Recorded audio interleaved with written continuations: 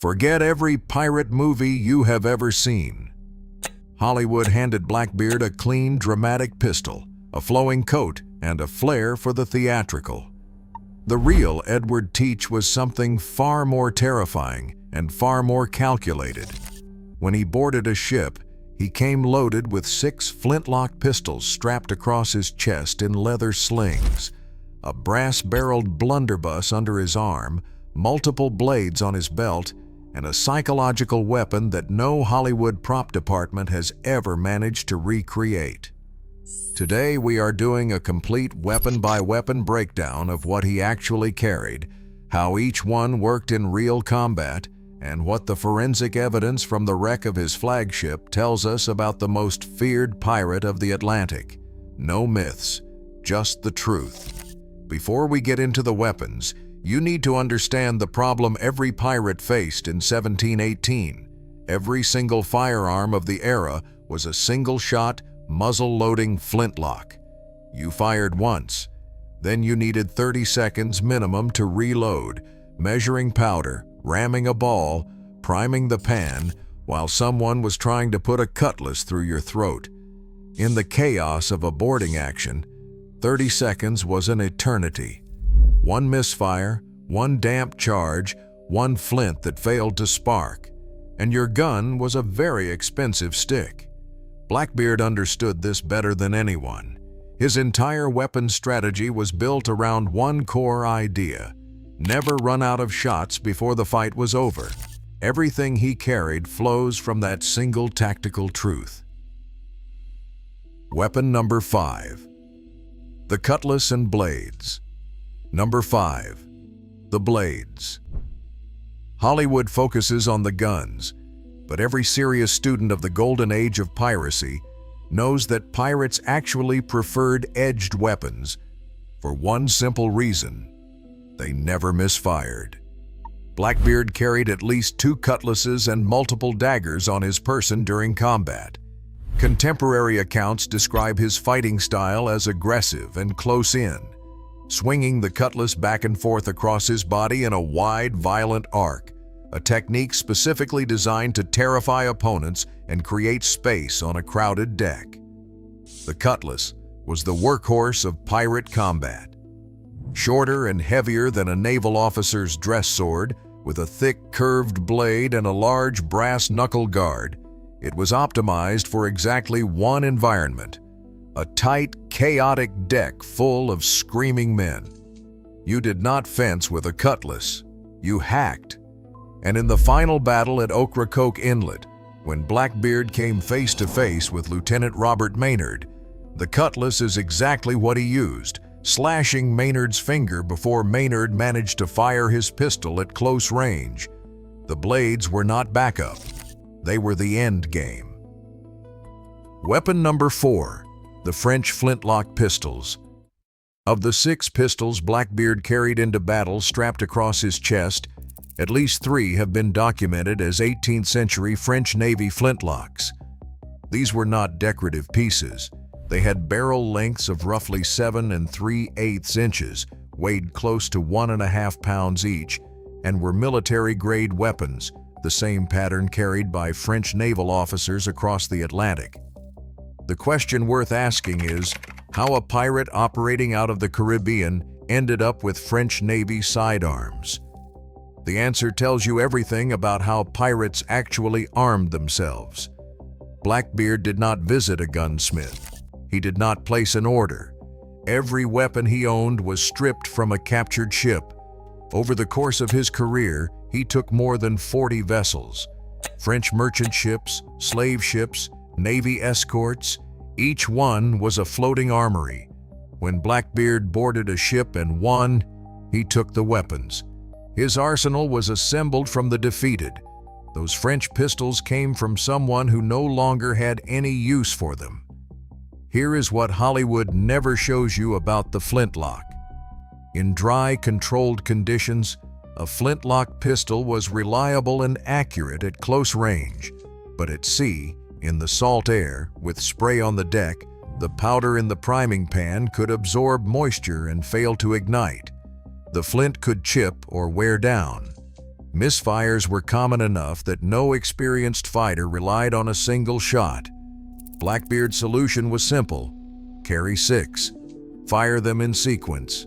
By the time the last one went off, the fight was either over or he was already reaching for a blade. Weapon number 3. The multi-barreled pistols. Beyond the standard flintlocks, historical accounts indicate Blackbeard carried at least one and possibly more multi-barreled pistols. These weapons used varying arrangements of locks and triggers to fire through either fixed or rotating barrels, the same concept that would later evolve into the pepperbox revolvers of the 1830s. In pistol form, some versions could discharge 2 or 3 barrels in rapid sequence, or even simultaneously. The practical benefit in a boarding action was obvious: multiple shots from a single weapon without a reload cycle. The drawback was mechanical complexity. More moving parts meant more ways for a gun to fail, especially in the wet, salt-encrusted environment of a pirate sloop. These were specialist weapons, useful when they worked, dangerous paperweights when they did not. One account also mentions Blackbeard possibly carrying a pocket pistol, a small, compact, single-shot weapon that could be concealed and drawn without telegraph in close quarters. Think of it as his last resort.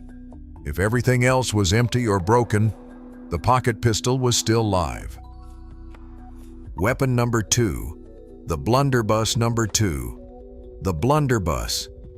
This is the weapon Hollywood almost gets right and then immediately gets wrong. The movies give Blackbeard a sleek, elegant pistol. The real Blackbeard carried a blunderbuss with a 26.5-inch brass barrel.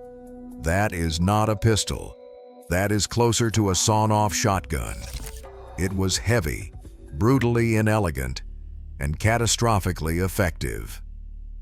Here is how a blunderbuss worked. The flared, bell-shaped muzzle, the detail that makes it so recognizable, was not just aesthetic.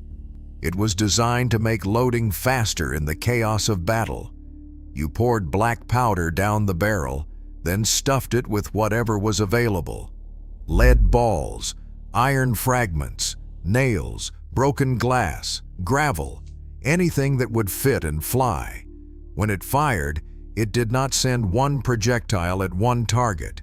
It sent a spreading cone of destruction across an entire deck. One shot could wound or kill multiple men simultaneously. The archaeological evidence from the wreck of the Queen Anne's Revenge, Blackbeard's flagship recovered off Beaufort Inlet, North Carolina in 1996, backs this up directly. When divers and archaeologists began recovering the cannon shot from the wreck site, they did not find standard iron balls. They found cannonballs loaded with nails, broken glass, cut chain, and iron fragments never intended to sink ships, intended to shred the men standing on them. Blackbeard was not trying to destroy vessels. He was trying to clear the decks. The blunderbuss was a handheld version of exactly that philosophy. The Queen Anne's Revenge wreck has yielded more than 400,000 artifacts since its discovery, including an English blunderbuss barrel recovered in the early dives. 30 cannons have been identified at the site. All of them were found loaded, ready to fire, a snapshot of a ship prepared for violence at any moment. Weapon number 1. The 6-pistol rig and the psychology behind it. Number 1. The 6-pistol rig.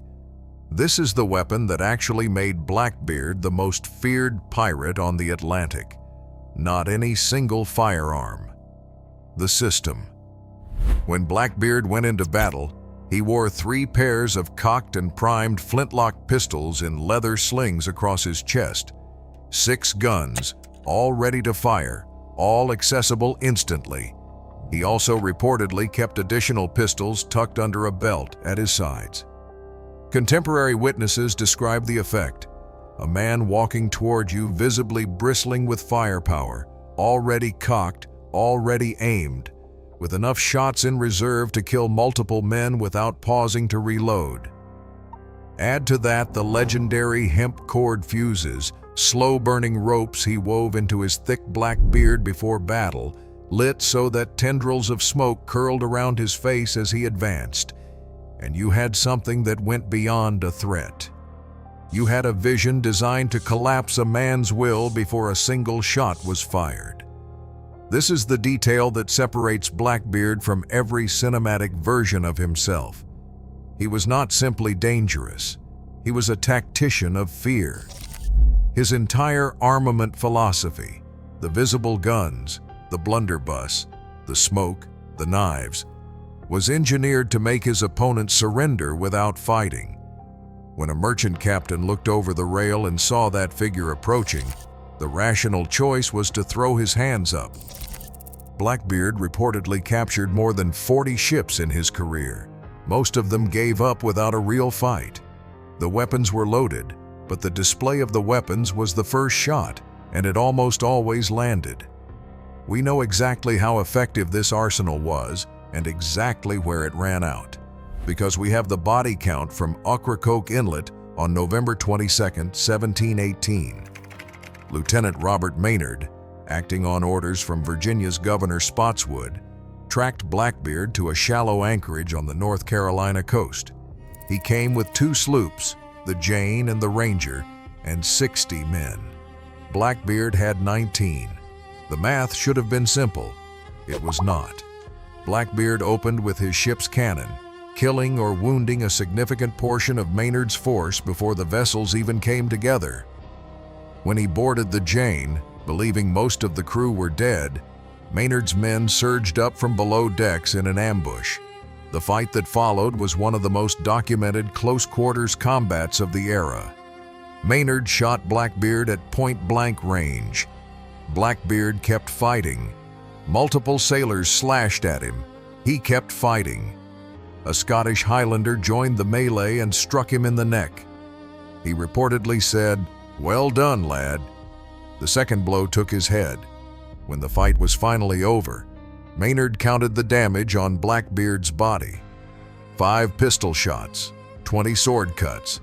That was what it took to stop him. His pistol had misfired near the end, the exact failure mode every single shot flintlock user feared. The reason he had carried 6 in the first place. He had fired them all. His head was hung from Maynard's bowsprit for the sail back to Virginia.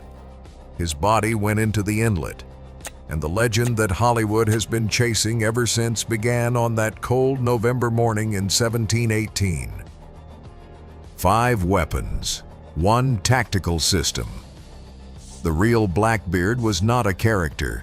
He was a calculated instrument of controlled violence, armed with every gun he could carry, and enough psychological weight to make most men hand over their ships before the shooting started. The movies will keep giving him a clean pistol and a dramatic pose. The history gives us something far more unsettling. A man who understood exactly what weapons could do and who used that understanding to dominate the Atlantic for 2 of the most violent years in the golden age of piracy. If this changed how you see the real story, subscribe and stay with us. The history goes deeper than any Hollywood movie ever showed.